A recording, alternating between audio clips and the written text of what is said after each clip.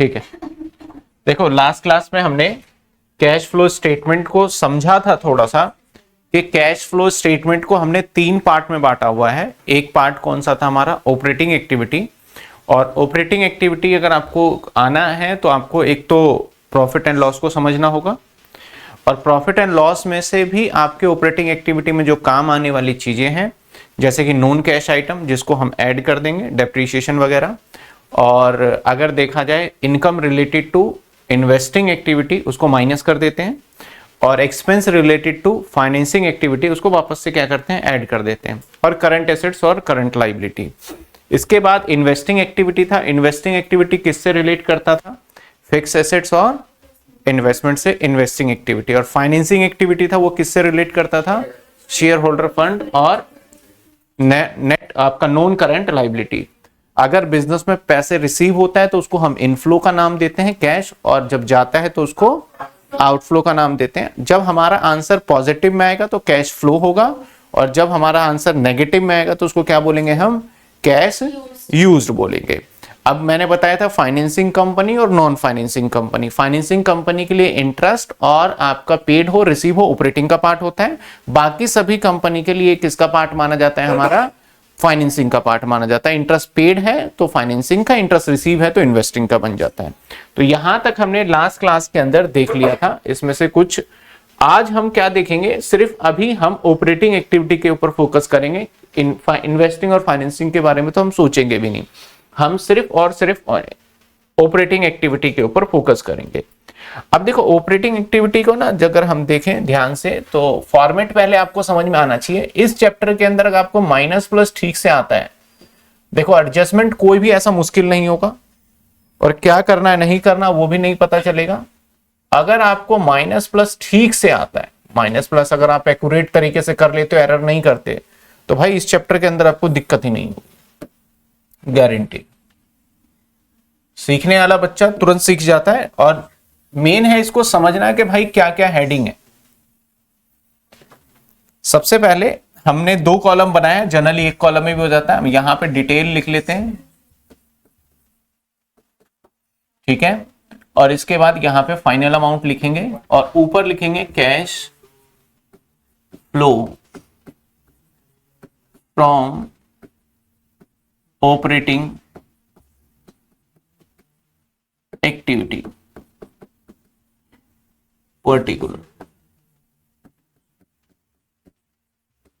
अब देखो cash flow from operating activity है, इसके अंदर अगर देखा जाए तो अभी हमारे पास 3 तरीके की एक्टिविटी है ना, ए बी सी। तो हम एक एक्टिविटी देखेंगे, इसका अगेन बी पार्ट जब आएगा ना तो बी पार्ट इसी में आगे कंटिन्यू एड ऑन होगा, और जब सी पार्ट आएगा, सी किसको बोल रहा हूं मैं, फाइनेंसिंग, तो उसी में कंटिन्यू, यानी एक ही में सारा बनना है। तो मैं भी एक पेज पे ये बना रहा हूं, जब मैं इसके आगे का बनाऊंगा ना तो आप ऐसा फॉर्मेट बनाएंगे कि एक पेज पे इतना छोड़ देंगे और उसके आगे के आप 2 पेजेस छोड़ के चलेंगे, एक पेज आगे सामने का, ताकि उस पर हम कंटिन्यू बाद में कर लें, और ऑपरेटिंग एक्टिविटी से क्वेश्चन रिलेटेड आगे कर लेंगे। तो ये एक तरीके से ए पार्ट है हमारा, जिसको मैं ए पार्ट नाम दे रहा हूं, ठीक है। और होता क्या है, सबसे पहले हम यहां पे लिखते हैं net profit. Net profit before tax and extra ordinary item. यहां पे नेट प्रॉफिट लिखा जाता है सबसे पहले, क्योंकि इसको ना करने के 2 तरीके हैं। डायरेक्ट आप नेट प्रॉफिट भी लिख देते हो, एक्स्ट्रा ऑर्डिनरी आइटम बाद में कर लो, और आप या फिर पहले नेट प्रॉफिट में extra ordinary item minus plus कर लो। तो इस पे अभी ध्यान मत देना कि क्या लिखा है, अभी मैं समझाऊंगा तो बहुत क्लियर हो जाएगा। अब इसके बाद हमारा जो है ना, इसके अंदर हमें कुछ चीजों को ऐड करना है, इसी में कुछ चीजों को ऐड करना है। तो अब ऐड क्या क्या हो सकता है, सबसे पहले मैं लिखने जा रहा हूं यहां पे डेप्रीशिएशन। अगर डेप्रीशिएशन है सवाल में तो ऐड करेंगे, और ये वाला पहले वाला पार्ट को ना हम बाहर की साइड लिखेंगे, इसके बाद वाले पार्ट को यहां लिखेंगे हम इन साइड में, ठीक है। इसके बाद और क्या क्या ऐड हो सकता है इसके अंदर, वो सारी चीजें हम यहाँ पे लिख देंगे, जो जो क्या हो सकता है ऐड हो सकता है। रिटर्न ऑफ अगर होगा आपका, या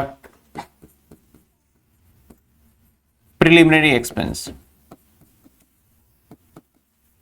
अगर कोई भी प्रिलिमिनरी एक्सपेंस रिटर्न ऑफ होगा तो भी ऐड हो जाएगा, और अगर हम ऐड की बात करें तो ऐड के केस के अंदर अगर हम लॉस होता है कोई भी, लॉस बाय या loss on sale of fix assets, loss on sale of fix assets, ठीक है ना।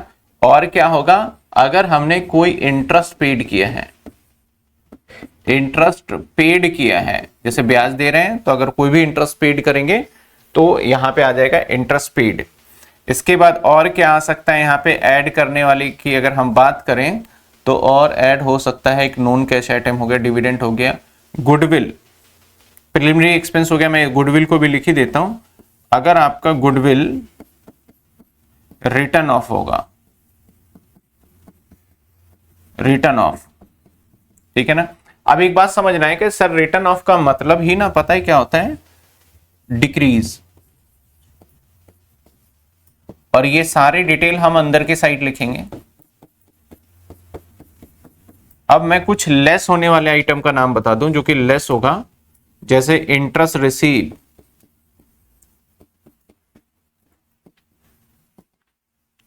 जैसे कि आपका प्रॉफिट होगा, अगर कोई भी profit on sale of fix assets, ठीक है ना। जैसे आपका रेंट रिसीव, इन्वेस्टिंग एक्टिविटी से रिलेटेड है, रेंट रिसीव। तो अगर ये देखा जाए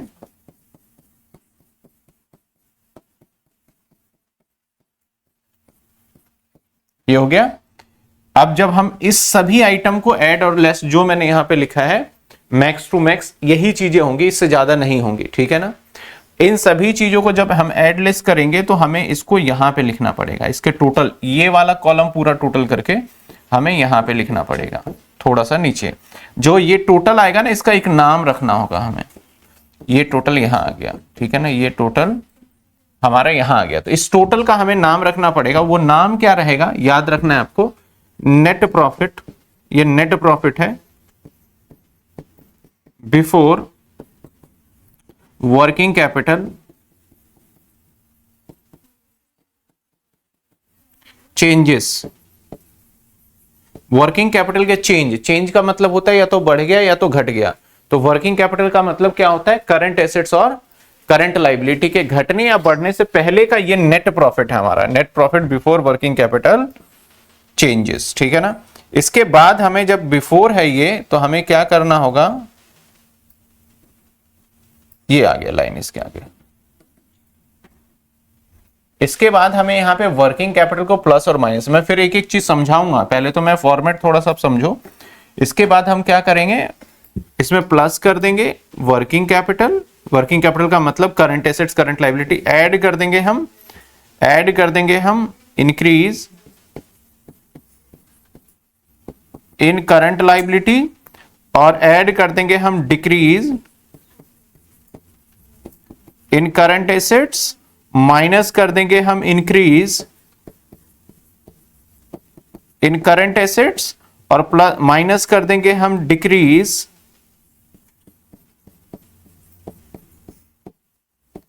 इन करंट लायबिलिटी। जब हम ये वाला काम इस साइड माइनस प्लस हम कर लेंगे, और जो माइनस में होगा उसमें ब्रैकेट में लगा दोगे, तो अगेन हमारे पास एक टोटल जनरेट होगा। इसका टोटल यहां पे आ जाएगा और इन दोनों का फिर टोटल करेंगे यहां। अब इस टोटल का नाम फिर से हमें एक पता चलना चाहिए कि इसका नाम क्या है। तो इस टोटल का नाम होगा नेट प्रॉफिट। इस टोटल का क्या नाम होगा, net profit, sorry cash generation, cash generation from operation, ये नाम हो गया। इसके बाद सिंपल इसमें से माइनस कर देंगे income tax, income tax, tax paid को माइनस कर देंगे, है ना। तो जो भी माइनस होगा ये डायरेक्टली यहां हो जाएगा। अब जो आंसर आएगा या तो हमारा कैश फ्लो आ जाएगा या फिर आ जाएगा यूज फ्रॉम कौन से एक्टिविटी से, ऑपरेटिंग एक्टिविटी से। ये हमारा ऑपरेटिंग एक्टिविटी का फॉर्मेट है। आप समझेंगे हम एक एक चीज को। अगर मैं इसके अंदर हेडिंग आपको हाईलाइट करूंगी, कौन कितने हेडिंग हो गए, एक तो हमारा ये हेडिंग हो गया है ना, ये हेडिंग हो गया हमारा। दूसरा हेडिंग कौन सा बना हमारा, ये हेडिंग, यानी इस एक्टिविटी को जब हम करने जा रहे हैं तो यहां पे दो हेडिंग दिखे आपको। पहले हमें कुछ चीजों को ऐड करना है, लेस करना है, उसके बाद एक हेडिंग आएगा net profit before working capital, फिर उसके अंदर हम वर्किंग कैपिटल का एडजस्टमेंट करेंगे, प्लस होगा या माइनस होगा, उसके बाद आएगा कैश जनरेशन फ्रॉम ऑपरेशन, इसके बाद फिर हम इनकम टैक्स पेड माइनस करेंगे और ये आ जाएगा हमारा कैश फ्लो या फिर कैश यूज। आपके एग्जाम में जो 6 मार्क्स का अभी क्वेश्चन आएगा सिर्फ और सिर्फ ऑपरेटिंग एक्टिविटी आएगा, जिसके अंदर आपको ऑपरेटिंग एक्टिविटी प्रिपेयर करना होगा, इससे ज्यादा नहीं आएगा। इसके और में जो होगा फाइनेंसिंग एक्टिविटी, ये पूरा नहीं आएगा कैश फ्लो स्टेटमेंट बनाने को, सिर्फ और सिर्फ ऑपरेटिंग एक्टिविटी आएगा। तो पहला एमसीक्यू का जो क्वेश्चन आएगा, अगर आया तो मैंने वो पहले बताया, इनफ्लो आउटफ्लो कौन सी एक्टिविटी का है, कौन सी एक्टिविटी का नहीं है, ये बनेगा। दूसरा आ जाता है पार्ट आपका एक ये क्वेश्चन, लेकिन इसको हमें समझना होगा कि किस तरीके से इसका यूज करेंगे, ठीक है ना। सबसे पहले एक एक करके पॉइंट को हम समझेंगे, पूरे को हमारा मेन एजेंडा है अच्छे से समझ लेना। एक एक करके हम पॉइंट को यूज करते हैं। सबसे पहले हम बात करते हैं भैया नेट प्रॉफिट जो दे रखा है, इस नेट प्रॉफिट को कैसे निकाला जाए, ठीक है ना। नेट प्रॉफिट कौन से वाला बोला हुआ है ना, बिफोर टैक्स। तो रेशियो चैप्टर आपने किया है, तो बिफोर टैक्स और आफ्टर टैक्स का आपको नॉलेज है कि किसे हम बिफोर टैक्स कहते हैं और किसको हम आफ्टर टैक्स कहते हैं, वहां पे हमने सीख लिया था। तो अब नेट प्रॉफिट जो हमें देगा, तो हम सबसे पहले कैसे निकालेंगे, before tax and extra ordinary item, ये निकालना पड़ेगा। दैट इज ये आएगा हमारा एक वर्किंग नोट के हेल्प से, वर्किंग नोट नंबर 1, ठीक है। तो किस तरीके से निकालोगे आप, आ जाइए। सबसे पहले यहां पे आपको लेना पड़ेगा नेट प्रॉफिट। नेट प्रॉफिट कौन सा, जो कि बैलेंस शीट में गिवन है, ठीक है ना। नेट प्रॉफिट लेना पड़ेगा जो बैलेंस शीट में गिवन है। इसके बाद आपको लेना पड़ेगा, यहां पे ऐड करोगे कुछ चीजों को, जैसे आपका डिविडेंड, डिविडेंड पेड यहीं ऐड हो जाएगा। हो सकता है इंटरिम डिविडेंड हो, वो भी ऐड हो जाएगा।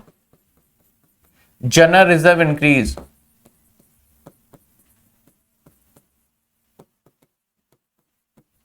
इंक्रीज जो भी होगा जनरल रिजर्व वो भी आ जाएगा। इसके बाद यहां पे लेस के बात करें तो लेस हो जाएगा हमारा, यहां पे लेस हो जाएगा इनकम टैक्स रिफंड।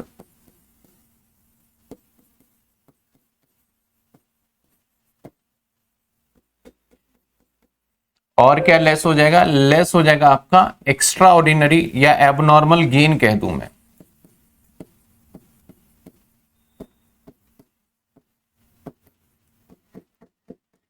और अगर एबनॉर्मल लॉस हुआ तो वो भी ऐड हो जाएगा। तो ये जो प्रॉफिट आएगा ना हमारा, इस एडजस्टमेंट को करने के बाद इस प्रॉफिट को हम यहां दिखाएंगे, that is a working note number 1, ठीक है। अब यहां भी चैलेंज है सर, ये जो नेट प्रॉफिट होगा, पहले तो हम एक एक चीज को समझेंगे, ये सारे एडजस्टमेंट की पार्ट है एक तरीके से, तो हमें तो यही समझने में थोड़ा टाइम लग जाएगा, इसके बाद इसमें ज्यादा टाइम नहीं लगेगा। मेन है ये समझना हमारा। तो नेट प्रॉफिट कौन सा होगा, हमेशा जो नेट प्रॉफिट आप लोगे, हमेशा ज्यादातर मैक्सिमम चांसेस रहेगा कि आपको कंपैरेटिव लेना होता है 2 सालों का डेटा, ठीक है ना। आपको जो डेटा लेना होता है वो 2 सालों का लेना होता है। सबसे पहले मैं बैलेंस शीट वाले नेट प्रॉफिट को समझाऊं कि कैसे लेंगे। नेट प्रॉफिट जो कि बैलेंस शीट वाला लोगे, वो कैसे लोगे। मान लेते हैं 2000, आपके कुछ कुछ एग्जाम्पल लूंगा, आप ध्यान देते जाना। मान लेते हैं 2025 और 2026, 2 साल का डेटा है, ठीक है ना। पहला एग्जाम्पल हमारा यहाँ 5000 रुपए है, अगर मैं कुछ भी नहीं लिख रहा हूं, नेट प्रॉफिट पहला एग्जाम्पल 5000 और यहां हो गया हमारा 6000 रुपए। तो जो हमारा आंसर होगा, यहाँ पे आंसर में हम लेंगे नेट प्रॉफिट को 1000, ठीक है ना। जो इसके बीच का डिफरेंस होता है वो लेते हैं हमेशा। पूरा कैश फ्लो स्टेटमेंट ना डिफरेंस के बेसिस पे चलता है। तो अगर आपको दे रखा है 2025 का 5000 और 26 का 6000, तो जो इसका डिफरेंस है वो कितना है हमारा। तो जो यहाँ पे मैं नेट प्रॉफिट लिख रहा हूं ना, वो है हमारा डिफरेंस वाला, हर कुछ डिफरेंस में चलेगा यहाँ पे, कितने आ गए आपके 1000। जरा दूसरा एग्जांपल बताना नेट प्रॉफिट में। अगर मैं बोलूं 5000 और 4000 तब क्या लोगे 1000, लेकिन अब जो 1000 होगा हमारा नेगेटिव का। चलो अब तीसरा एग्जांपल बता देना मुझे, 2000 और माइनस का 1000। अब बताओ क्या लोगे,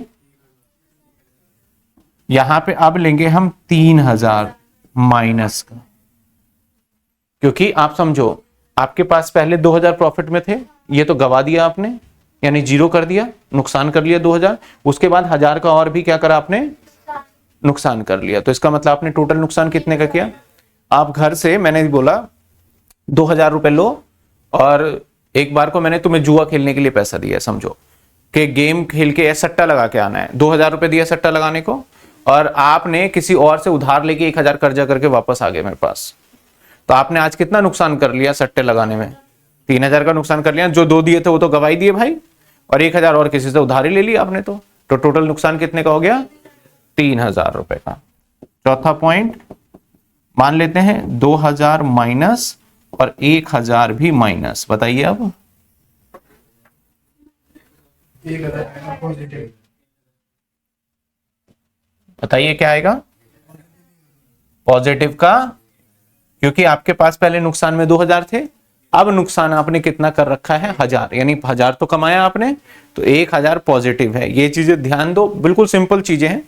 इसके बाद पॉइंट नंबर 5 में नेट प्रॉफिट ले लो आप, 3000 माइनस और 4000 माइनस। अब बताओ अब क्या होगा 1000। समझना, देखो यहां पे भी माइनस माइनस जा रहा है तो यहां पॉजिटिव हो गया क्योंकि घट गया, अब ये बढ़ गया तो नेगेटिव में चला गया। अब देखो नेट प्रॉफिट छठा एग्जांपल लेना, 1000 रुपए नेगेटिव और 2000 रुपए पॉजिटिव। 3000 पॉजिटिव, अब कितना होगा हमारा 3000। इसका कोई ऐसा तुक्का नहीं है कि भाई माइनस माइनस प्लस हो जाता है, प्लस माइनस माइनस हो जाता है, ये कोई तुक्का नहीं चलेगा यहाँ पे, ये मैथ वाला फॉर्मेट नहीं चलेगा। लॉजिक सोचना पड़ेगा कि भाई पहले इतना था अब इतना हुआ तो इससे हमारे फायदा हुआ या नुकसान हुआ। अगर आप बोलोगे सर कि माइनस माइनस प्लस होता है तो यहाँ माइनस माइनस माइनस क्यों हो गया, बहुत बच्चे ऐसा दिमाग लगा लेते हैं कि माइनस माइनस प्लस, एक दिमाग लगा लिया, अब समझ में आ गया। अगली बार देखो माइनस माइनस तो माइनस ही हो गया, भाई तुम्हारा दिमाग फेल, ठीक है ना। तो यहाँ पे वो वाला लॉजिक मत लगाना, मैं पहले इसलिए इतने सारे एग्जांपल ले रहा हूं। कुछ बच्चे क्या बोल देते हैं, जब प्लस माइनस होगा तो हम क्या कर रहे हैं, यहाँ पे माइनस कर रहे हैं, और यहाँ पे देखो हम प्लस कर रहे हैं, है ना। कई बोलते हैं माइनस प्लस, तो इस वाले एग्जाम्पल में सर ने लिया तो माइनस प्लस करके माइनस ही होगा, क्योंकि माइनस प्लस माइनस ही होता है। तो अगली बारी में देखो क्या हो गया, हमारा प्लस हो गया। तो यहाँ पे टोटल जो काम है ना वो सोचने का है कि पहले आपके पास कितना प्रॉफिट था और अब कितना प्रॉफिट है, उसके बीच में क्या डिफरेंसेस आया। समझ में आई बात आपको। तो ये कुछ मैंने 5 या 6 एग्जांपल लिए जिसके आपको रिजल्ट यहाँ पे सामने है, जो कि आपको ध्यान रखना है। ये इसलिए सिखाएगा जो यहाँ पे नेट प्रॉफिट लोगे कौन सा लोगे, डिफरेंस लोगे। आपको हमेशा कितने साल का 2 प्रॉफिट मिलेगा बैलेंस शीट में, 2 साल का प्रॉफिट मिलेगा। तो 2 साल में से कौन सा लोगे, प्रीवियस ईयर या करंट ईयर, डिफरेंस लेंगे। कौन सा लेंगे हम, डिफरेंस, तब जाके हमारा ये बनेगा। यहां तक बात समझ में आई कि नहीं आई, बताइए। यहां तक कोई डाउट है तो क्लियर है, यहां तक समझ में आ गया कौन सा नेट प्रॉफिट लिया जाएगा। और कई बार आपको 1 साल का डेटा दे, जब 2 साल का डेटा नहीं देगा तब तो डिफरेंस लेंगे, जब 1 साल का डेटा दे तो करंट ईयर का प्रॉफिट ले लेंगे। मैंने बोला इस साल मैंने 1000 रुपए कमाए, बताओ माइनस या प्लस, बता ही नहीं सका, अब तो नहीं बता सकते ना 1000 रुपए कमाए। तो आप बोलोगे माइनस प्लस सर कैसे बताएं, अब अगर 2 साल होता तो बताते। तो अगर 1 साल का डेटा होगा तो जो प्रॉफिट दे रखा है हम वही ले लेंगे। यहां तक बात समझ में आई। अब अगला चर्चा करते हैं हम किसके ऊपर, डिविडेंड के ऊपर। ये वाली पॉइंट क्लियर है सबको। हम अभी इस पे तो पढ़ ही नहीं रहे, पहले एक इस मुद्दे को तो निपटा ले। एक छोटा सा क्वेश्चन इस मुद्दे पे भी आ जाता है कि टैक्स प्रॉफिट बिफोर बना के दिखाओ बस आप, ऐसा भी क्वेश्चन कई बार छोटा सा पूछ लिया जाता है। अब आ जाते हैं डिविडेंड पेड। अब डिविडेंड क्या होता है, सबसे पहले तो ये समझो डिविडेंड क्या होता है। कब देते हैं डिविडेंड हम, जब हमारा प्रॉफिट होता है, उस प्रॉफिट में से हम क्या करते हैं, इंटरेस्ट माइनस कर देते हैं, टैक्स माइनस कर देते हैं, प्रेफरेंस शेयर होल्डर के पैसे माइनस करते हैं, जो सबसे लास्ट में बचता है, याद है ऑपरेटिंग प्रॉफिट जब बता रहा था, जो सबसे लास्ट में बचता है उसको क्या बोलते हैं हम, डिविडेंड बोलते हैं। सबसे लास्ट में बचता है, बताया था ना। सेल्स होगा आपका, सेल्स में से फिर माइनस क्या करेंगे आप, अब टोटल कॉस्ट माइनस करेंगे, अगर मान लो 1000 है और ये 10 है, 100 है तो बचे 900। 900 में से अब क्या माइनस करेंगे, आप इंटरेस्ट माइनस करेंगे, मान लो 100 है तो बचे 800। अब क्या माइनस करेंगे, टैक्स माइनस करेंगे, मान लो 50% है तो 400 बचे कितने 400। अब क्या माइनस करेंगे, पीडी माइनस करेंगे, पीडी मान लो 300 है तो बचे कितने 100। ये 100 रुपए हमारा किस में जाएगा, डिविडेंड पे। और ये भी गारंटी नहीं है कि 100 के 100 डिविडेंड में चले जाए, इसके भी कितने हिस्से मैंने बताए थे, 2 हिस्से। एक का नाम क्या था, रिटेन अर्निंग, और एक का नाम क्या था, डिविडेंड। ठीक है ना, तो ये डिविडेंड होता है। तो अब डिविडेंड के अंदर, केस के अंदर क्या होता है ना कि डिविडेंड यहां पे 2-3 तरीके के होते हैं हमारे डिविडेंड, और कौन सा डिविडेंड हमें लेना है ये समझना होगा। पहले डिविडेंड का काम बड़ा आसान था, लेकिन जब से ES 4 में थोड़ा बदलाव किया गया, अकाउंटिंग स्टैंडर्ड 4 में, तो वहां से थोड़ा सा मतलब लेके वहां पे हम जाएंगे तो हमारा कॉन्सेप्ट थोड़ा सा इधर उधर हो जाएगा, इसलिए मैं उधर जा नहीं रहा ES 4 के ऊपर। तो डिविडेंड एक होता है हमारा परपोज डिविडेंड,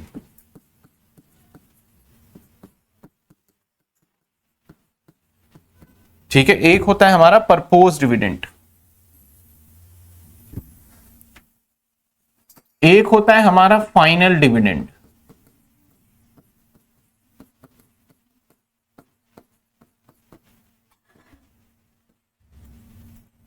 एक होता है हमारा इंटरिम डिविडेंड,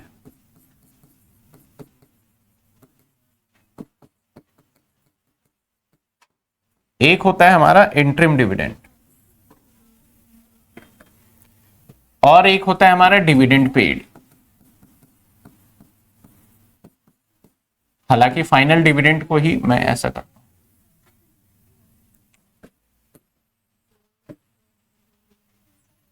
इसी का नाम रखते हैं हम, हाँ जी, नहीं नहीं एक कैसे बोल दिया, अब लिखने दो, पेड, डिविडेंड पेड, ठीक है ना, पेड। अब समझो डिविडेंड का क्या कहानी है और वो किस तरीके से चलता है, वो क्या है हमारा परपोज फाइनल, अभी समझ लेंगे क्या डिफरेंसेस है। एक होता है डिविडेंड जिसको हम पेड करते हैं, ठीक है ना। अब हमें कौन से डिविडेंड, मैंने यहां पे क्वेश्चन में लिखा है डिविडेंड पेड, ठीक है ना, डिविडेंड क्या है, पेड है। आइए देखते हैं यहां पे क्या है हमारा, नॉर्मली देखा जाए तो आप समझना, मान लेते हैं XYZ लिमिटेड एक कंपनी है, और इस कंपनी को चलाने वाला जो है उसको क्या कहते हैं हम, उस कंपनी को कहते हैं, जो चलाता है वो चलाता है बोर्ड ऑफ डायरेक्टर, ये है बोर्ड ऑफ डायरेक्टर। और हर कंपनी के अंदर ना बोर्ड ऑफ डायरेक्टर रूल के हिसाब से रखे जाते हैं, जैसे प्राइवेट लिमिटेड में कम होंगे, पब्लिक लिमिटेड में हमारे डायरेक्टर होंगे, उसके अंदर भी ये कंपलसरी होता है कितनी फीमेल होंगी कितनी मेल। क्या सोच रहे हो, यहाँ पे भी चलता है हमारा कि कितने SC ST तो नहीं चलता, लेकिन मेल कितने होंगे फीमेल कितने होंगे वो मैंडेटरी है, उसी के हिसाब से हमें डायरेक्टर रखना पड़ेगा। डायरेक्टर फुल टाइम डायरेक्टर होते हैं, पार्ट टाइम डायरेक्टर होते हैं, तो बड़े सारे इनके कैटेगरी हैं जो कि आगे चल के आप पढ़ोगे कि डायरेक्टर क्या है।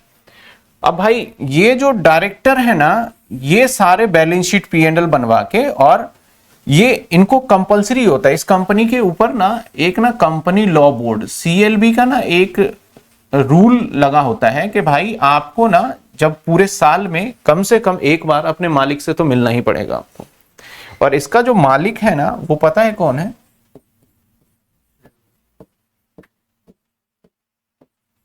इसका मालिक है हमारा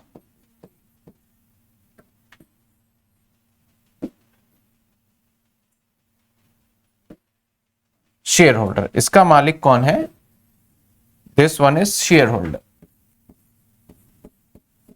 इसका मालिक हमारा शेयर होल्डर, ठीक है ना। तो कंपनी ना इनविटेशन देते हैं कि भैया यहां जगह पे होगा, मीटिंग होगा, आ जाओ।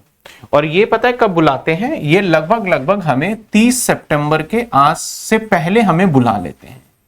ये 30 सितंबर से पहले अगर कोई भी शेयर, एक भी शेयर लोगे ना अगर कंपनी का, तो आपको बुलाएंगे ये।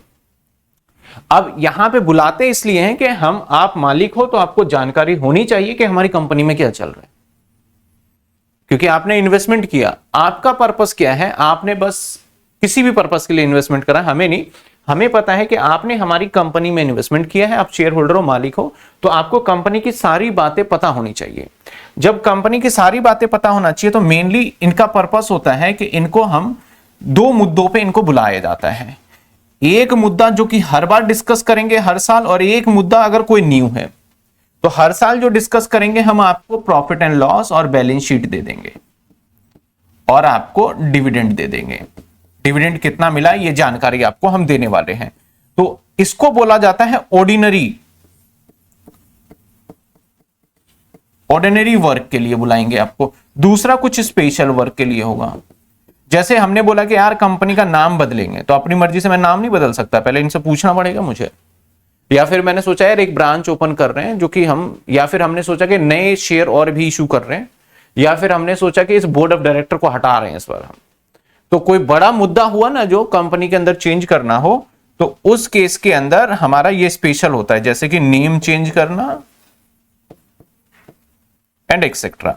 तो जो हम इसको बुला रहे हैं इसके पीछे दो पर्पस है, हमें इससे दो बातें बतानी है। एक तो हमें ऑर्डिनरी बातें बतानी है जो कि हर साल बताते आए हैं, और एक कोई अगर नई बातें हुई तो वो। अब ये वोटिंग करवाते हैं इससे कि भाई तुम सहमत हो या फिर नहीं सहमत हो, इनसे वोटिंग करवाते हैं। तो ये क्या करते हैं, जो चेयरमैन होता है इसमें बोर्ड ऑफ डायरेक्टर होते हैं, इनका भी ग्रुप होता है, इसी में से एक बंदा ऐसा होता है जिसको हम बोर्ड ऑफ चेयरपर्सन चुनते हैं, बोर्ड ऑफ डायरेक्टर का चेयरमैन, जो कि स्पोकन होता है, जो कि बोलता है सारी बातें। तो ये बोलेगा हाँ जी शेयर होल्डर, और ये कहां होगा, बड़ा सा ऑडिटोरियम होता है वहां पे बुला के करते हैं। या फिर अगर मान लेते हैं कि ऑफिस, किसी का ऑफिस बहुत बड़ा है तो वहां पे बुला के करते हैं, सारा अरेंजमेंट करते हैं, सारी चीजें। और भाई ये डायरेक्टर बोलता है कि हमारी कंपनी का, और इनको जैसे ही ये पहुंचते हैं इनको सभी के हाथ में प्रॉफिट एंड लॉस और बैलेंस शीट दे दिया जाता है, ठीक है। उसके बाद इसके साथ जिसने profit and loss balance sheet बनाया वो कौन बनाता है, चार्टेड अकाउंटेंट बनता है।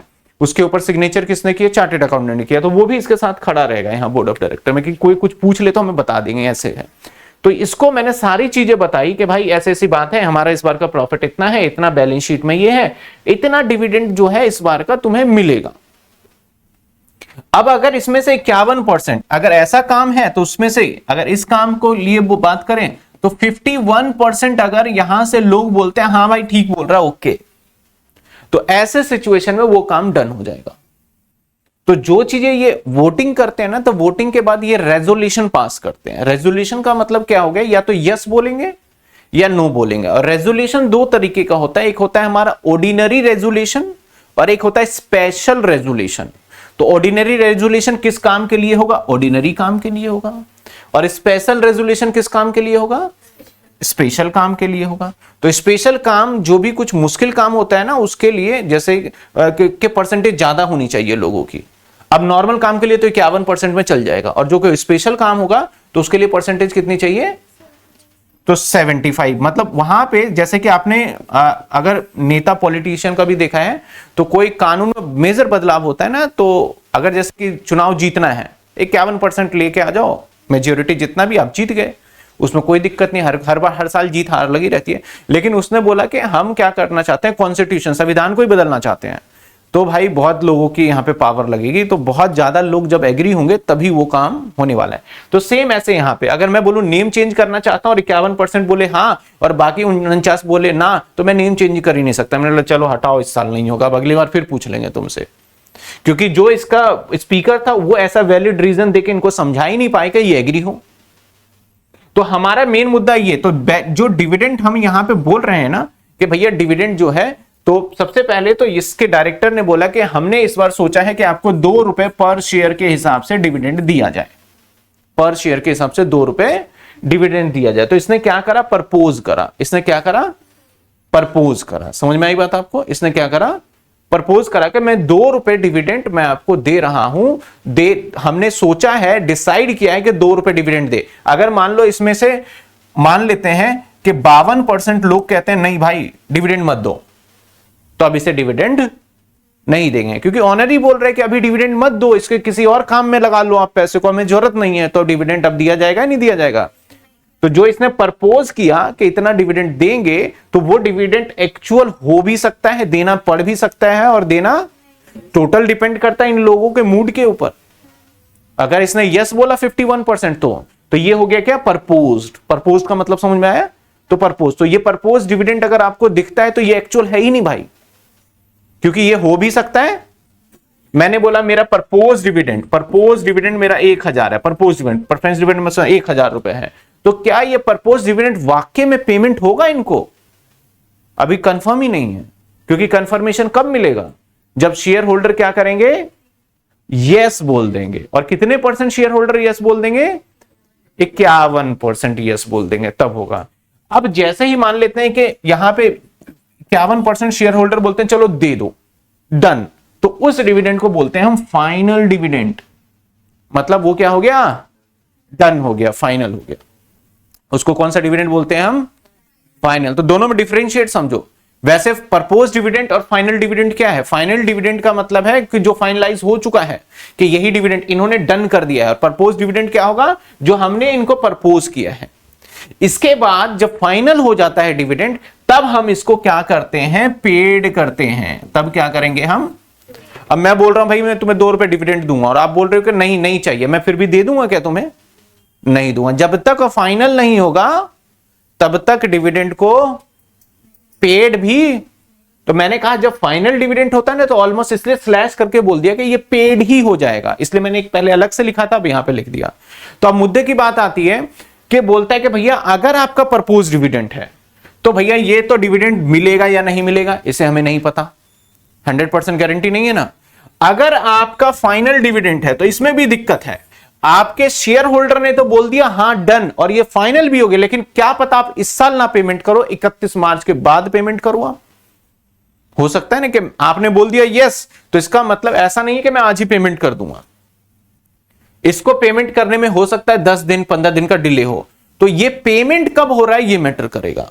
क्या हो रहा है? पेमेंट कब हो रहा है। तो ऐसे सिचुएशन में क्या होता है? ईयर हमारा चेंज हो जाता है। ईयर क्या होता है हमारा? Normally change. कैसे चेंज होता है अभी उस पर भी देखेंगे। तो फाइनल डिविडेंड जो होता है ना, ये डिविडेंड आपका पेड तो होता है, लेकिन ये पेड कब हो रहा है इसके ऊपर सबसे बड़ा क्वेश्चन मार्क है। हो सकता है इंस्टेंट पेमेंट हो जाए, अभी बैठे हुए कंप्यूटर पे सबका अकाउंट नंबर फीड है, करा हो गया। और हो सकता है कि बोले ठीक है आपने फाइनल कर दिया है, अब हम आप लोगों के नाम लिख लेते हैं और उसको अरेंज करके हम विद इन 1 मंथ सबको क्या करेंगे? पेमेंट कर देंगे। ये भी पॉसिबल। और 1 महीने क्या 1 दिन की वजह से हमारा फाइनेंशियल ईयर बदल सकता है। मान लो मीटिंग हो रही है हमारी इस साल 31 मार्च को, और पेमेंट हम करेंगे 2 अप्रैल को, तो फाइनेंशियल ईयर क्या हो गया? और कैश फ्लो स्टेटमेंट बोलता है कि हम तभी उसी चीज को कंसीडर करते हैं जब हमारा पेमेंट होगा या फिर रिसीव होगा। तो कई बार हो सकता है कि सेम ईयर पेमेंट हो जाए, और कई बार हो सकता है नेक्स्ट ईयर पेमेंट हो। तो हम इनफ्लो और आउटफ्लो के हिसाब से कैश फ्लो स्टेटमेंट बनाएंगे। अभी पहले हमें सिर्फ समझना है मीनिंग क्या है, ठीक है ना। इसके बाद एक होता है इंटरिम डिविडेंड। तो इंटरिम डिविडेंड के लिए इनको बुलाने की जरूरत नहीं है, नहीं बुलाते हम जनरली। अगर बुलाना भी हो तो हम बुला लेते हैं नॉर्मली फोन वगैरह पे ऐसे करवा के रैंडमली कर लेते हैं, ठीक है ना। अब इंटरिम डिविडेंड कब दिया जाता है? बैलेंस शीट, इस केस में तो बैलेंस शीट और पी&एल बना, इस केस में बैलेंस शीट और पी&एल हमारा नहीं बना है, और हमने बीच में बोला तुम्हें डिविडेंड दे रहे हैं। तो भाई जब पी&एल ही नहीं बनाया तो आप डिविडेंड कैसे बांट रहे हो? क्योंकि डिविडेंड तभी बढ़ सकता है जब आपका क्या बने? प्रॉफिट एंड लॉस बन जाए, तब हमें पता चलेगा कितना देना है। लेकिन कई बार कंपनी को ना पहले से पता चल जाता है कि हम इतना प्रॉफिट कमाएंगे। मान लेते हैं कोई बहुत बड़ा कॉन्ट्रैक्ट मिल गया, तो कॉन्ट्रैक्ट जब मिलता है तो उसमें अंदाजा हो जाता है कि इस साल तो इतना प्रॉफिट कमाएंगे।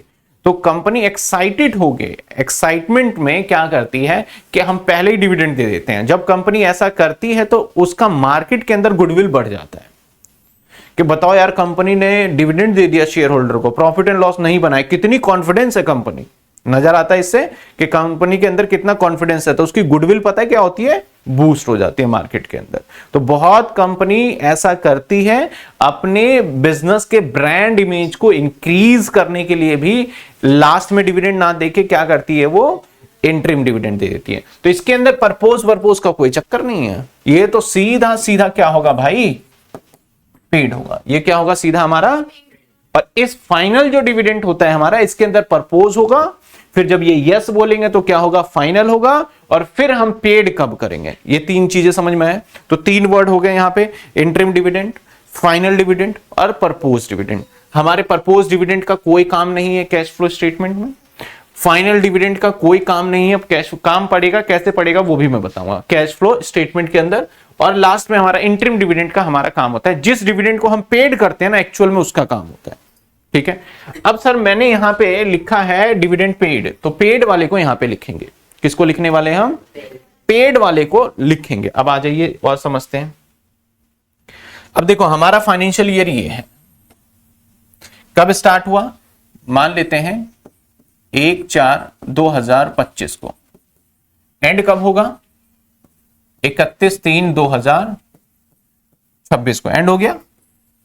तो हम इसकी मीटिंग कब बुलाएंगे पता है आपको? इसकी अगर मैं मीटिंग की बात करूं तो मैंने बोला कि मैं मीटिंग बुलाऊंगा 30 सितंबर तक, तो 30 सितंबर नेक्स्ट, तो मान लेते हैं 30 सितंबर को मैंने इसकी मीटिंग बुलाई 2026 को। यानी जो प्रॉफिट मैंने यहां से लेके, ध्यान देना, यहां से लेके ये पूरे साल में कमाया, इस प्रॉफिट पे डिस्कशन कब हो रहा है हमारा? इसी साल हो रहा है या अगले साल हो रहा है? अगले साल हो रहा है इस पे डिस्कशन। और इस साल तो हो भी नहीं सकता जनरली, क्योंकि जब बैलेंस शीट और पी&एल ही नहीं बना तो मैं कैसे बोल सकता हूं 31 मार्च को कभी भी बैलेंस शीट और पी&एल नहीं बनता है, कभी बन ही नहीं सकता 31 मार्च को। क्योंकि आप फ्लिपकार्ट पे हो, आप सोए हो, नींद आ रहा है, कोई शॉपिंग का मन हुआ, 12 बजे आपने शॉपिंग कर लिया, कैसे कर लेगा वो भाई फ्लिपकार्ट वाला? जल्दी जल्दी बैलेंस शीट चेंज थोड़ी ना कर लेगा वो। तो उनको टाइम दिया जाता है 8-9 महीने का कि भाई आपने इतने सारे काम किए साल में, उन सभी को इकट्ठा करिए और एक बैलेंस शीट बनाइए। तो अब यहां पे मान लिया जाए, अब मेरी मीटिंग जो हुआ वो 1 सितंबर को हुआ। मीटिंग कब हुआ हमारा?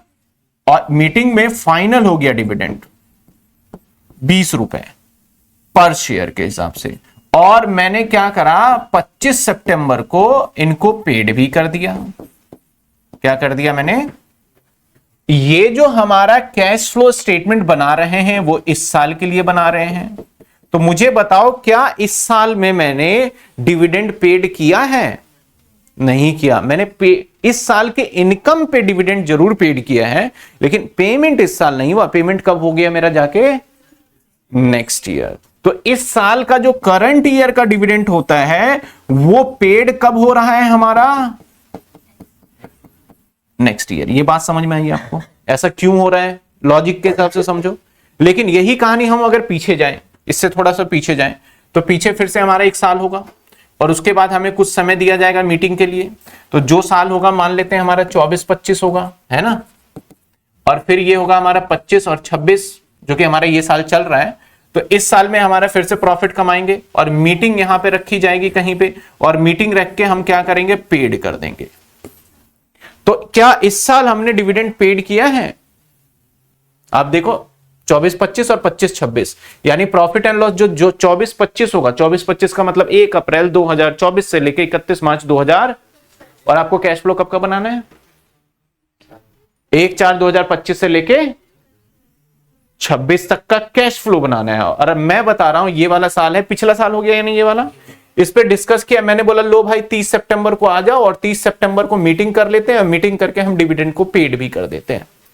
तो क्या इस साल डिविडेंड पेड हुआ? हुआ है, लेकिन इस साल के प्रॉफिट पे नहीं हुआ पेमेंट, पिछले साल के प्रॉफिट के पेमेंट हुआ। पहले ये समझ में आई बात? तो अगर डिविडेंड हम करंट ईयर का कैश फ्लो स्टेटमेंट बनाएंगे और डिविडेंड पेमेंट करने की बारी आएगी तो डिविडेंड पेमेंट तो होगा, लेकिन इस साल वाले का नहीं होगा। करंट ईयर का डिविडेंड पेड नहीं होगा। कौन से वाला पेड होगा? प्रीवियस ईयर वाले का पेड होगा। ये बात समझ में आई आपको? कौन से वाले डिविडेंड? तो इसलिए मैं यहां पे छोटा सा ये लिख दूं PY, तो अब आपको कोई कंफ्यूजन नहीं होगा। PY का मतलब प्रीवियस ईयर। कोई कंफ्यूजन है क्यों मैं लिख रहा हूं प्रीवियस ईयर? आपको मैंने 2 साल का डेटा दिया, 2025 और 2026। यहां पे मैंने कहा प्रपोज डिविडेंड 1000 और प्रपोज डिविडेंड 15000, ऐसे दिया मैंने बोला कैश फ्लो स्टेटमेंट बनाइए इस साल का। तो जब आप इस साल का कैश फ्लो स्टेटमेंट बनाओगे और डिविडेंड को जब आप वहां पे ऐड करने वाले हो, तो ऐसे सिचुएशन में 25 वाला डिविडेंड ऐड करोगे, ना कि, क्योंकि 26 वाला तो भाई 26 में पेमेंट ही नहीं हुआ। 26 वाला कब पेमेंट हुआ होगा? जाके 27 में पेमेंट हुआ होगा। समझ में आई बात आपको? यहां तक बात क्लियर हो रहा है? तो हम जब डिविडेंड हमें देगा तो डिविडेंड कौन से वाला लेंगे? हम हमेशा प्रीवियस ईयर का डिविडेंड लेने वाले हैं हम। लेकिन इंटरिम डिविडेंड का अलग थोड़ा सा फंडा है। इंटरिम डिविडेंड बोलता है कि भाई बीच में खुशी हुई और बांट दिया हमने, इसके लिए नेक्स्ट ईयर का कोई इंतजाम कर रहे हैं क्या हम? तो इंटरिम डिविडेंड सेम ईयर का सेम ईयर में ही क्या हो जाता है? हमारा पेमेंट हो जाता है। लेकिन जो प्रपोज डिविडेंड होता है उसका हमारा पेमेंट कौन सा होता है? हमेशा प्रीवियस ईयर वाला पेमेंट होता है। तो यहां पे अगर मैं देखूं, यहां पे बात करूं इंटरिम डिविडेंड, तो मैं यहां पे एक लाइन और ऐड कर देता हूं, इंटरिम ये करंट ईयर का पेड हो जाएगा, ठीक है ना, इंटरिम डिविडेंड करंट ईयर का। तो सबसे पहले नेट प्रॉफिट कौन सा लेना है उसके लिए ये कॉन्सेप्ट है। डिविडेंड कौन सा लेना है उसके लिए मैंने अभी पीछे कॉन्सेप्ट समझाया कि कौन से वाला डिविडेंड लिया जाएगा कौन सा नहीं लिया जाएगा। अगर आपको बोले डिविडेंड पेड है तब तो चिंता ही नहीं करना प्रीवियस ईयर करंट ईयर, भाई पेड है हमें पेड ही तो लेना था, हमने माइनस कर दिया सीधा, यहां पे ऐड कर दिया। इसके बाद आ जाता है जनरल रिजर्व। जनरल रिजर्व में भी जब आपका इंक्रीज होगा ना जनरल रिजर्व तभी लिया जाएगा। अब जनरल रिजर्व के केस के अंदर देखो, जैसे मैं बात करूं डिविडेंड के ऊपर मैं नोट लिख देता हूं,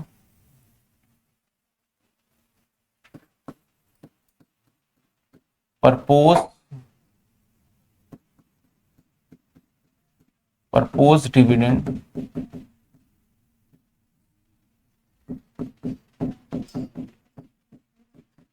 will be taken previous year।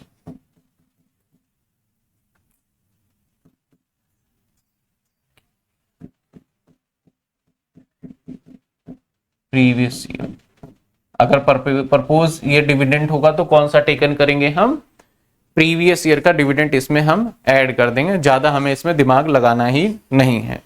समझ में आई बात आपको। तो जो पेड होगा वो कौन सा होगा, हमेशा प्रीवियस ईयर का।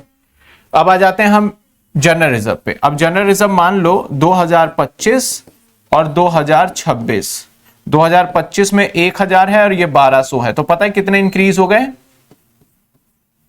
तो हमारा आंसर क्या होगा पता है, 2000। पहले हमने 1000 जनरल रिजर्व था और अब जनरल रिजर्व कितना हो गया मेरा, क्या इसमें पैसे गए हमारे, पैसे तो बिजनेस के अंदर ही है, लेकिन हमारा जनरल रिजर्व बढ़ गया तो 2000 रुपए जो हमारा बढ़ा है 200 हुआ। जो 200 रुपए हमारा बढ़ा है जनरल रिजर्व, इस जनरल रिजर्व को हम ऐड करेंगे, जो कि मैंने यहां लिखा हुआ है। हो सकता है मे बी ये माइनस भी हो जाए। मेरा जनरल, वैसे माइनस वाला आपके बुक में एक भी क्वेश्चन नहीं है, शायद एक क्वेश्चन होगा। अगर मैं कहूं कि 1000 और ये जनरली होता भी नहीं है -800, तो अब 200 रुपए नेगेटिव है तो सिंपल सी बात है माइनस हो जाएगा। 200 नेगेटिव है तो क्या हो जाएगा, माइनस। ये बात समझ में आ गई आपको यहां तक जनरल रिजर्व तक, कोई दिक्कत। अब आ जाते हैं income tax. Income tax refund सीधा सीधा क्वेश्चन में देगा, इसमें मुझे कुछ ज्यादा नहीं समझाना है। अब एक होता है एबनॉर्मल गेन और एक होता है एबनॉर्मल लॉस। ऐसे नुकसान जो कि जैसे कि लॉस बाय फायर, जो कि अचानक से बिजनेस में हो जाता है, ऐसे नुकसान को हम क्या कहते हैं, एबनॉर्मल लॉस। जैसे मैं लॉस बाय अर्थक्विक कहूं, मैं लॉस बाय थेफ्ट कहूं मैं, तो ऐसा जो कि यार बिजनेस में अचानक से हो गया, जैसे लॉस ड्यू टू कोरोना था, तो वो सारे लॉसेस ऐसे लॉसेस हैं जिसको हम एबनॉर्मल लॉस कहते हैं। नॉर्मल का मतलब होता है यार ये तो पता है सीधा है, एबनॉर्मल का मतलब क्या होता है, अचानक से हो जाना। ये समझ में आई बात आपको। तो उस केस में अगर एबनॉर्मल गेन है तो आप क्या करोगे, माइनस, गेन भी हो जाता है कई बार। और अगर एबनॉर्मल आपका क्या है, लॉस है, तो उस केस में क्या होगा, फायदा। एबनॉर्मल गेन कब होता है, जब अचानक से कोई ऐसा इंसिडेंट हो जाए जिसकी वजह से आपको क्या मिल जाए, फायदा हो जाए, ठीक है ना। तो उसे क्या बोलते हैं, एबनॉर्मल गेन। तो एबनॉर्मल गेन होगा माइनस होगा, लॉस होगा तो क्या होगा, ऐड हो जाएगा। तो इस तरीके से हम net profit before interest, before tax and dividend का जो कॉन्सेप्ट बनाएंगे ये बनाएंगे, और ये वाला प्रॉफिट जाके कहां जाएगा, हमारा यहां पे, ठीक है। यहां तक बात समझ में आई। ये प्रॉफिट कौन सा जाएगा, अभी बस रिटेन करना है दिमाग में, क्वेश्चन पे कैसे अप्लाई करेंगे वो तो बहुत दूर की बात है। अभी सिर्फ क्या करना है आपको, रिटेंशन करना है। नेट प्रॉफिट कौन सा लिया हमने, बिफोर एक्स्ट्राऑर्डिनरी आइटम।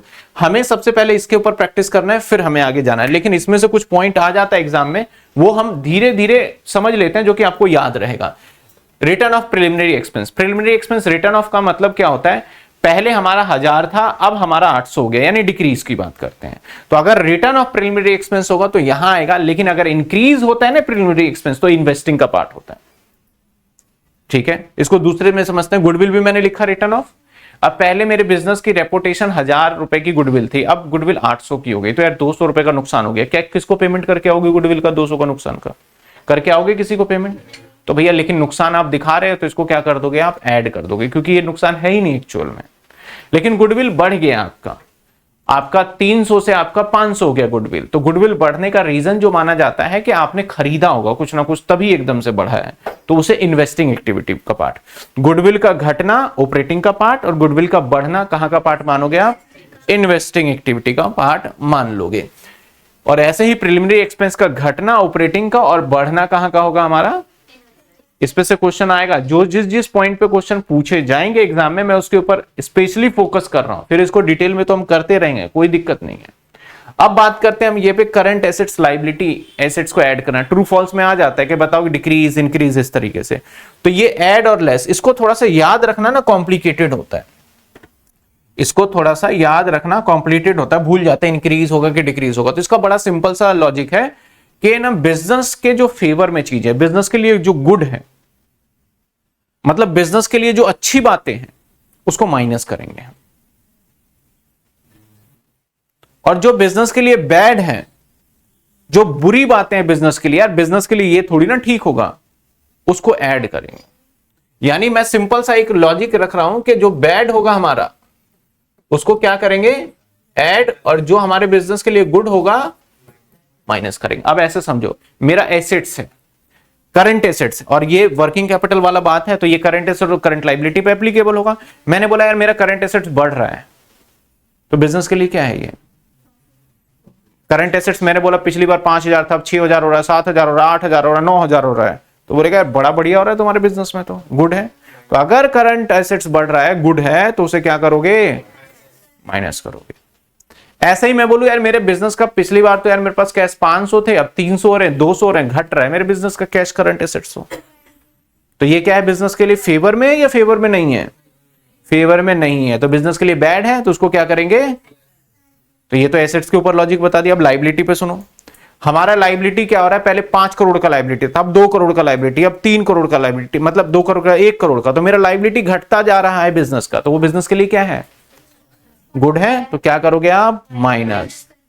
और अगर बिजनेस की लायबिलिटी बढ़ती जा रही है, बढ़ती जा रही है, बढ़ती जा रही है, तो बिजनेस के लिए क्या होगा, नुकसान है, तो उस केस में क्या करोगे आप, ऐड करोगे। तो ये लॉजिक याद रखोगे ना कि गुड को माइनस और बैड को, और ये कहां पे अप्लाई करना है, सिर्फ करंट एसेट्स और करंट लायबिलिटी वाले पोर्शन पे। तो आपको ये वाली चीजें ना याद ही नहीं करना। जैसे देखो मैंने क्या लिखा, प्लस इंक्रीज इन, तो करंट लायबिलिटी का बढ़ना क्या होता है, करंट लायबिलिटी का बढ़ना क्या होता है, बैड होता है। डिक्रीज इन करंट एसेट्स, ये भी क्या होता है, और इंक्रीज इन करंट एसेट्स बढ़ रहा है, गुड हो गया। और डिक्रीज इन करंट लायबिलिटी, घट रहा है लायबिलिटी हमारा, गुड। तो यही चीजें आपको यहां पे याद रखना है। ये फॉर्मेट है जिस फॉर्मेट को हम पूरी तरीके से अभी देखेंगे। पहले हम इस पे एक आध क्वेश्चन देख लेते हैं कि जो हमने समझा है वो कैसे किया है, ये छोटे वाले पार्ट पे। अभी सिर्फ हम इसको करने में कामयाब होंगे, बाकी इसमें से कोई भी क्वेश्चन पूछा जाए तो आप उसका जवाब दे सकते हो सकता है मे बी कि आपसे वर्किंग कैपिटल का पार्ट पूछ ले कि भैया बताओ चेंज इन वर्किंग कैपिटल में हमारा करंट लायबिलिटी, मान लो 2025 और 2026 2 साल का डेटा है, मैंने बोला करंट लायबिलिटी 5 लाख से 6 लाख हो गया, अब बताओ क्या करोगे आप ऑपरेटिंग एक्टिविटी में, माइनस करोगे प्लस करोगे, 5 लाख से कितने हो गए, तो बढ़िया है बिजनेस के लिए, ऐड होगा, ये क्या होगा, क्योंकि बड़ी बिजनेस का कितना ऐड करोगे, 1 लाख, पूरा कैश फ्लो डिफरेंस का ही कमाल है। मैंने कहा भाई मेरा करंट एसेट्स ना 2 लाख से मेरा 3 लाख हो गया, क्योंकि बिजनेस के लिए बढ़िया है भाई, गुड है, तो हम क्या कर देंगे, कितना माइनस करेंगे, 1 लाख। मैंने कहा भाई मेरा ना प्रीपेड एक्सपेंस जो था ना वो 50,000 से ना मेरा जी ऐसे ब्लैंक छोड़ दिया, तो मतलब 0 हो गया, पहले 50,000 था ब्लैंक छोड़ दिया, तो मतलब क्या हो गया, तो क्या हो रहा है बिजनेस के लिए, मेरा एसेट्स घट गया, तो क्या एक तरीके से बैड है, तो उसको क्या करेंगे हम, कितना ऐड करोगे, 50,000। मैंने कहा भाई मेरा ना जो करंट लायबिलिटी था ना पहले डैश था, 5,000 हो गया, तो इसका मतलब क्या समझ रहे हो आप, पहले था ही नहीं अब हो गया, तो बिजनेस के लिए क्या है, ये अच्छी बात नहीं है, लायबिलिटी बढ़ रही है, तो उसको क्या करेंगे हम, ऐड करेंगे, कितना ऐड करेंगे हम, 5,000 50,000। तो ये कई बार ऐसा क्वेश्चंस पूछा जा सकता है जिसका मैंने छोटा सा आपको लॉजिक बता दिया। देखते हैं बुक के अंदर किस टाइप के क्वेश्चंस हैं और हमें किस टाइप के क्वेश्चंस जो हैं जवाब देने हैं, जो कि आपको ओरली पता चल जाएगा। ये तो था हमारा ऑपरेटिंग एक्टिविटी का न्यूमेरिकल टाइप का, ये रहा net profit before extra ordinary item. ऐसा क्वेश्चन आ गया, मान लो 3 नंबर में आ गया, 2 नंबर में आ गया, जितने भी आ गया, कहता है हमारे पास कुछ equity and liability reserve and surplus दे रखा है बैलेंस शीट में, तो 2 है, 2024 में कितना था 5 लाख और ये कितना है तो हम फॉर्मेट में कितना लिखेंगे, 5 लाख, डिफरेंस लेंगे ना। इसके बाद डिविडेंड पेबल। अब डिविडेंड पेबल अलग चीज है और डिविडेंड पेड अलग चीज है। और प्रपोज डिविडेंड, डिविडेंड पेबल का मतलब क्या होता है, हमने डिविडेंड डिक्लेयर कर दिया, डिविडेंड पेड करने जा रहे हैं और आपको मैं ढूंढ रहा हूं, आप मिल ही नहीं रहे मुझे, मतलब डिविडेंड सब कुछ हो गया, मैंने बोला भाई डिविडेंड ले लो ले लो ले लो, आप आ ही नहीं रहे डिविडेंड लेने, तो मैं उसको लाइबिलिटी मान लूंगा, उसको क्या बोला जाता है, डिविडेंड पेबल बोला जाता है। तो वो तो करंट लाइबिलिटी है, dividend payable is current liability. तो कंफ्यूज थोड़ा सा मैंने वहां नहीं बताया, यहां समझ जाना, डिविडेंड पेबल होगा तो क्या होगा, आउटस्टैंडिंग होगा, तो इसका तो कोई रोल होता ही नहीं भाई। कहता है information propose dividend year ended 31 मार्च 24 का और 25 का, दोनों का प्रपोज डिविडेंड दे रखा है आपको। कौन कौन सा दे रखा है, 24 का और 25 का दे रखा है। तो आप कौन से वाला इसमें से ऐड करोगे, पुराने वाले साल का, तो 24। तो 5 लाख में आप क्या करोगे, 1 लाख रुपए ये वाला ऐड कर दोगे। तो नेट प्रॉफिट टैक्स एक्स्ट्रा, और भी कुछ दे रखा है हमें, एडिशनल इंफॉर्मेशन प्रपोज डिविडेंड हमारा दे रखा था 2004 का, 24 का एंड 25 का 5 लाख रुपए। तो 24 का ले लेंगे 4। तो पहले हमारा, अब देखो ऐसे समझो, अब जो मैंने बताया रफली बताया था वहां पे, यहां पे देखो, आप जब नेट प्रॉफिट लोगे तो नेट प्रॉफिट में आपने बोला सर कितना ले लो, 5 लाख, और डिविडेंड भी ऐड कर दो, डिविडेंड कितना ले लो, 4 लाख। तो आंसर क्या आ गया, बात खत्म, समझे। तो वो स्टेटमेंट जब आप लिखोगे तो आपको याद हो जाएगा और वैसे ही करना जैसे मैंने बताया। समझा ना कैसे लिया, इस वाले डिविडेंड को हमें नहीं लेना। अब मेरे आपके पास क्वेश्चन नहीं होना चाहिए सर 25 वाले का क्या करेंगे।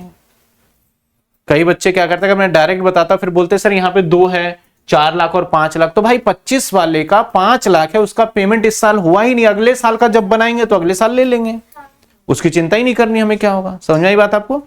चलिए ऐसे देखते हैं, एक अगला क्वेश्चन भी देखते हैं, फिर से दे देता है शेयर कैपिटल प्रेफरेंस शेयर, ये सब दे दिया आपको, आपको सरप्लस लेना है। तो कितने हो गए आपके, 4 लाख से 3,20,000, तो प्रॉफिट वाला हिस्सा हो गया, दिमाग के अंदर कैलकुलेशन लो, 3,20,000। अनपेड डिविडेंड वही है, आउटस्टैंडिंग डिविडेंड, इसका कोई रोल नहीं है। प्रपोज डिविडेंड इक्विटी शेयर 23-24, 24-25 का, तो हमें कौन सा लेना है, 23-24 का, और 23-24 का 1 लाख। तो आप क्या करोगे, 3,20,000 बन रहा था और 1,60,000 जोड़ो कितना होता है, हाँ 24-25 का लेंगे ना, तो 160 है ना, 24-25 नहीं 23-24 का लेंगे, पुराने साल लेंगे ना, 2 साल है, करंट ईयर प्रीवियस ईयर, तो कौन से साल लेंगे हम, प्रीवियस ईयर। अब यहाँ पे इंटरिम डिविडेंड भी कह रहा है, तो ये भी पेड कर रहे हैं, तो ये भी ले लेंगे। तो 2 डिविडेंड लेना होगा, एक ये वाला तो लेना ही होगा, इसमें तो सोचना ही नहीं है प्रीवियस ईयर और करंट ईयर, ये तो अभी का अभी पेमेंट होता है। तो 40,000 ये वाला और 1,60,000, 2 लाख हो गए टोटल। और यहां का डिफरेंस कितना आ रहा था, 3,20,000, और कितने बन रहे थे, 2 लाख, कितने बन रहे, 5 लाख। यहां 80 क्यों आ रहा है, 60 और कुछ छोड़ दिया क्या हमने, हाँ ये रहा 10% प्रेफरेंस शेयर। तो प्रेफरेंस शेयर का जो ये परसेंटेज होता है ना, ये डिविडेंड भी देना पड़ता है हमें, ये साइलेंट रहता है। 10% प्रेफरेंस शेयर, इसके आगे परसेंटेज का मतलब इसके ऊपर डिविडेंड देना है, तो ये साइलेंट रहता है। इसका भी डिविडेंड कितना आ जाएगा, 60,000 आ जाएगा, 6 लाख रुपए का। और ये भी हम प्रीवियस ईयर वाले पार्ट पे ही लेते हैं, ये भी हम किस पार्ट पे लेते हैं, प्रीवियस ईयर वाले पार्ट पे लेते हैं, ठीक है ना। अभी देखो मैं ये कह रहा हूं कि अभी जस्ट मैं आपको, मेरे को पता है आपको, मान लो कि 1% आ रहा है समझ में, बहुत है 1%, अभी सिर्फ मैं आइडिया दे रहा हूं, मैं सारे क्वेश्चन खुद करूंगा ये, और जब आपको दूंगा 1-2 क्वेश्चन मैं करूंगा, 2 क्वेश्चन आपको प्रैक्टिस के लिए दूंगा, तो आपको बिल्कुल स्मूथली लगेगा। अभी थोड़ा सा अलग लग सकता है ये, ठीक है ना। तो ये एक्स्ट्रा ऑर्डिनरी आइटम का है, मैं यहां पे भी समझाऊं। यहां पे देखो प्रॉफिट कितना है हमारा, 1 लाख, 10 लाख से कितने हो गए, 5 लाख का प्रॉफिट हो गया, डिविडेंड भी होगा यहाँ पे, ये वाला डिविडेंड पिछली बार भूल गए थे, तो 1 लाख का 1 लाख होगा, तो 6 लाख हो गए, याद रखना 6 लाख।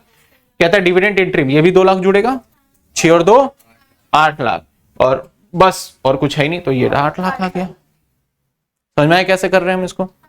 इसके बाद देखो यहाँ पे ऐसे थोड़ा बड़ा सा दे रखा है, और कहता है क्या पूछा है इसने, नेट प्रॉफिट। तो प्रॉफिट आपको बैलेंस दे रखा है ओपनिंग और क्लोजिंग, तो ओपनिंग हो गया हमारा प्रीवियस ईयर, ये हो गया हमारा करंट ईयर, तो दोनों का डिफरेंस, पहले ये था तो 2,26,000, 36,000 हो गया। चलो dividend for the current year, dividend during the year, तो क्या देखो dividend, propose dividend current year का, ये किसी काम का नहीं, आगे जाएगा। इंटरिम डिविडेंड ये ऐड हो जाएगा। इसके बाद ट्रांसफर टू रिजर्व, ये भी ऐड हो जाएगा, मैंने बोला इंक्रीज और रिजर्व भी जाता है। इसके बाद provision for tax during the year made, अब मैंने ये वाला पॉइंट नहीं बताया टैक्स वाला, वहां पे टैक्स लिखा था मैंने, रिफंड लिखा था। तो करंट ईयर का टैक्स भी ऐड होता है हमारा, ठीक है ना, दो टैक्स होते हैं, प्रीवियस ईयर और करंट ईयर। तो याद रखिएगा करंट ईयर का हमें टैक्स भी ऐड करना होता है। रिफंड टैक्स क्या होगा, माइनस हो जाएगा। लॉस ड्यू टू अर्थक्वेक, नुकसान हो गया, तो ये कौन सा हो गया, एक्स्ट्रा ऑर्डिनरी वाली बात होगी, तो ये भी ऐड हो जाएगा। इंश्योरेंस प्रोसीड्स अर्थक्यूट्स, तो इससे मिल गया तो ये माइनस हो जाएगा। तो मैं ये सारी चीजें कराऊंगा, एक बार आप सिर्फ देखोगे। तो अभी का क्या है आपका काम, इसके अंदर इस फॉर्मेट को नोट करना और ये जितनी बातें मैंने बताई इसको समझना कि ये था क्या, और बस एक्यूमुलेट करना। इससे रिलेटेड मैं एक वीडियो दे दूंगा जिसके अंदर मैंने, चलो वीडियो मैं दूंगा ही नहीं क्योंकि मैंने इस बार जो कराया ना वो दूसरे पैटर्न पे कराया। इस बार जो मैं करा रहा हूं वो दूसरे पैटर्न पे, और पिछले साल की अगर कोई वीडियो मेरी देखेगा तो वो मैं दूसरे तरीके से कराता था वो। तो दूसरे तरीके से, चलिए नोट कर लीजिए इसको।